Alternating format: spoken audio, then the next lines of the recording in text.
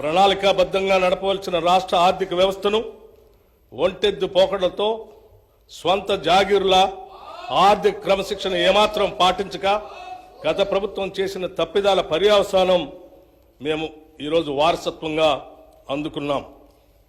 రాష్ట్ర విభజన నాటికి ఎంతో సమృద్ధిగా ఆర్థికంగా పరిపుష్టిగా ఉన్న రాష్ట్రం నేడు అప్పుల కుప్పగా మారటం విచారకరం.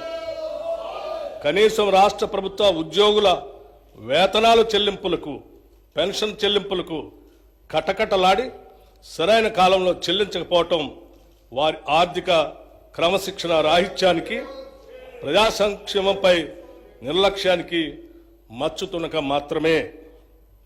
ఇటువంటి నిర్లక్ష్య వైఖరి వలన అటు ఉద్యోగులు, పెన్షనర్లు మాత్రమే కాక సామాన్య ప్రజలు, ప్రభుత్వ పథకాలపై ఆధారపడిన అభాగ్యులు, పేద ప్రజలు చెప్పుకోలేని కష్టాలు పడ్డారు.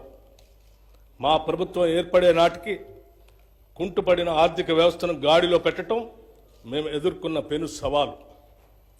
తలకు మించిన రుణభారం ఉన్నప్పటికీ దోబరా ఖర్చులు కట్టడి చేసి ఆర్థిక క్రమశిక్షణతో పాలన ప్రారంభించాం. తద్వారా ఉద్యోగులకు, పెన్షన్దారులకు సకాలంలో జీతాలు చెల్లించడానికి వెసులుబాటు కలిగింది. ఈ సంవత్సరం మార్చి నెల నుండి 3.69 లక్షల ప్రభుత్వ ఉద్యోగులకు, 2.87 లక్షల పెన్షన్దారులకు క్రమం తప్పకుండా ప్రతి నెల మొదటి తారీఖున జీతాలు, పెన్షన్లు చెల్లించడానికి మా ప్రభుత్వం చర్యలు తీసుకుంది. డిసెంబర్ 2023లో మా ప్రభుత్వం రాష్ట్ర ఆర్థిక స్థితిపై శ్వేతపత్రం విడుదల చేసే నాటికి 6,71,757 కోట్ల రూపాయల అప్పులు ఉన్నట్లు తేలింది. గత ప్రభుత్వం చేసిన అప్పులైనా ప్రభుత్వ పరంగా బాధ్యతతో వాటి తీర్చేందుకు అన్ని చర్యలకు శ్రీకారం చుట్టాం. మా ప్రభుత్వం ఏర్పడిన తర్వాత 35,118 కోట్ల రూపాయలు రుణాలు తీసుకోగా, గత ప్రభుత్వం చేసిన రుణాలలో అసలు వడ్డీలతో కలిపి 42,892 కోట్ల రూపాయలు బకాయిల్ని చెల్లించాం. అంటే మా ప్రభుత్వం తీసుకున్న రుణాల కన్నా 7,774 కోట్ల రూపాయలు ఎక్కువగా రుణాలు ఈ కొద్ది నెలల్లోనే చెల్లించడం ద్వారా మా చిత్తశుద్ధి అర్థమవుతుంది. గత ప్రభుత్వం నిర్వాహకం వల్ల చివరికి అప్పులు కట్టడానికి కూడా అప్పులు తీసుకునే పరిస్థితికి రాష్ట్రం దిగజారింది.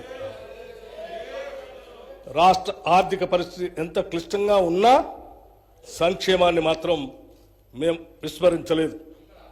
డిసెంబర్ నుండి నేటి వరకు 34,579 కోట్ల రూపాయలు వివిధ పథకాలపై ఖర్చు చేశాం. ఈ పథకాల్లో ముఖ్యమైనవి మహిళలకు ఉచిత బస్సు ప్రయాణం, 200 యూనిట్ల ఉచిత కరెంట్, రైతు భరోసా, బియ్యంపై సబ్సిడీలు మరియు చేయూత. సంక్షేమంతో పాటు మూలధన వ్యయానికి, క్యాపిటల్ ఎక్స్పెండిచర్ కూడా అదనంగా 19,456 కోట్ల రూపాయలు ఖర్చు చేశాం. తెలంగాణ రాష్ట్రం ఏర్పడిన 10 ఏళ్ల తర్వాత వాస్తవానికి దగ్గరగా ప్రణాళికాబద్ధమైన బడ్జెట్ను తొలిసారిగా మా ప్రభుత్వం 2024 ఫిబ్రవరి 10న శాసనసభలో ప్రవేశపెట్టడం జరిగింది.